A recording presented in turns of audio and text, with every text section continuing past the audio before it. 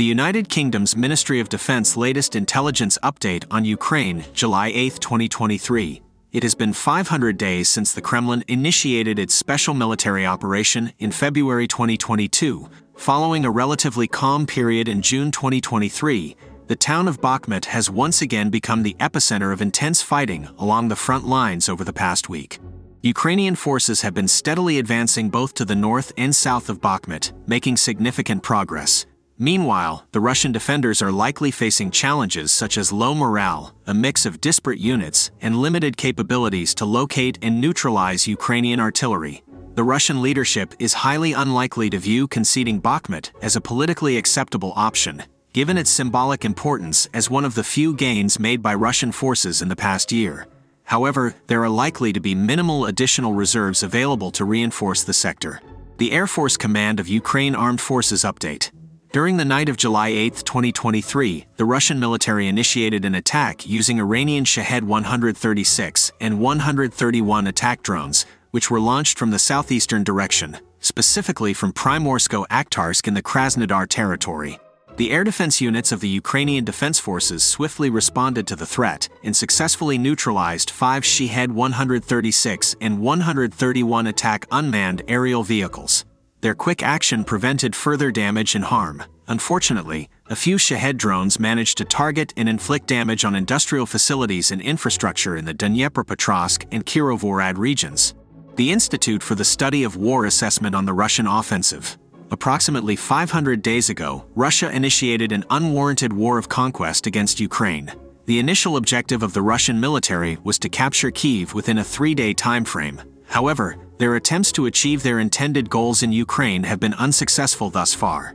This can be attributed to the resilient and skilled resistance put forth by the Ukrainian forces. Ukrainian determination and tactical proficiency have thwarted multiple Russian offensives, including the one specifically aimed at capturing Kyiv. As a result, Sumy and Chernihiv oblasts have been liberated, along with parts of Kharkiv, Mykolaiv, and Kherson oblasts that were temporarily seized by Russian forces. The Ukrainian forces have effectively secured and maintained the upper hand in the conflict, enabling them to launch counter-offensive operations along the majority of the front line. Meanwhile, Russian forces have primarily shifted their focus towards consolidating their grip on the Ukrainian territories they still occupy, rather than launching new offensives. This indicates their struggle to maintain control in the face of resolute Ukrainian resistance.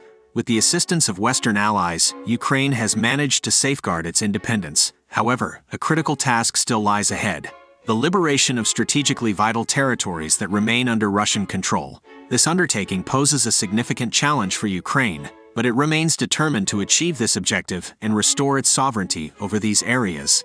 Key takeaways from the Institute for the Study of War today. Ukrainian forces carried out successful counter-offensive operations across 3 sectors of the front on July 8.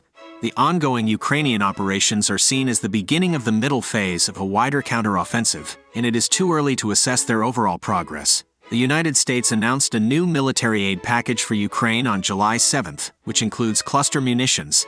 Russian forces conducted drone and missile strikes using Shahed 131 and 136 against Ukraine's industrial and infrastructure facilities during the night of July 7 to 8. Turkish President Recep Tayyip Erdogan expressed support for Ukraine's NATO membership ahead of the upcoming NATO summit on July 11 to 12. During a press conference with Ukrainian President Volodymyr Zelensky in Istanbul on July 7. Zelensky returned to Ukraine with 5 Ukrainian commanders involved in the defense of Azovstal metallurgical combine, as agreed upon by Ukraine, Russia, and Turkey. Ukrainian intelligence indicated that Russian authorities are exploiting fears of a provocation at the Zaporizhzhia nuclear power plant to remove Ukrainian personnel and increase the Russian presence ahead of the NATO summit. A Wagner commander stated that the Wagner Group will move to Belarus after a period of rest and recuperation until August 2023. The status of the agreement between Russian President Vladimir Putin and Prigozhin remains uncertain. The Kremlin may be seeking control over Wagner leadership and personnel in Africa and the Middle East. Speculation arose regarding a possible decision to replace Russian Defense Minister Sergei Shoigu. possibly influenced by the implications of the June 24 Wagner Group rebellion. Former Russian officer Igor Girkin, linked to the Wagner Group rebellion, was reportedly prevented from giving a talk on the subject. Russian forces conducted ground attacks along the Kharkiv-Luhansk Oblast border, south of Crimea, and Ukraine likely continued strikes on Russian concentration areas in the rear of occupied Luhansk Oblast. Ground attacks were reported around Bakhmut by both Russian and Ukrainian forces. Limited ground attacks took place along the Avdiivka-Donetsk city line by Russian forces. Ground attacks between Russian and Ukrainian forces persisted along the administrative border between Zaporizhia and Donetsk oblasts on July 8. Ukrainian forces continued their counteroffensive operations in western Zaporizhia Oblast. Russian Defense Minister Sergei Shoigu reportedly observed combat training of Russian contract servicemen on July 8, likely aimed at showcasing Russian formalization efforts and encouraging personnel recruitment.